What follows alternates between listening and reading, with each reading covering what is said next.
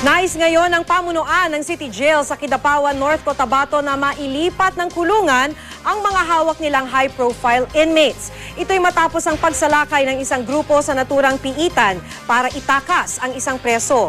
Umaasa naman ang mga naulila ng mga nasawi sa insidente na mabibigyan sila ng hustisya. Narito po ang report. Nagluluksa ngayon ang mga naulila ng mga biktima ng pagsabog sa labas ng Kidapawan City Jail nitong linggo. Kabilang sa mga nasawi si Benny Balmediano na volunteer ng Red Cross Kidapawan Chapter. Isa si Balmediano sa mga agad sumaklolo sa mga nasugatan sa pagsabog. Pero ang pagtulong niya nagresulta sa kanyang pagkamatay nang sumabog ang isa pang bomba.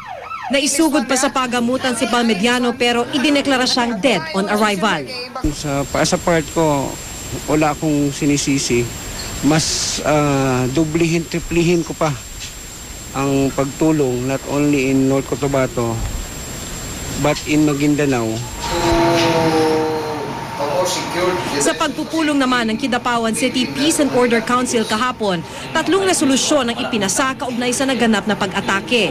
Una, ilipat ng kulungan sa Bikutan Taguig ang 17 presong itinuturing na high-profile o high-risk prisoners. Kabilang dyan si Datukan Samad Lontok alias Lastic Man na tinangka umanong itakas ng mga armadong lalaki noong linggo. Nais din ng lokal na pamahalaan na magpatayo ng bagong kulungan at magdeklara ng state of calamity sa lungsod para magamit ang bahagi ng calamity fund bilang tulong sa mga biktima ng pag-atake.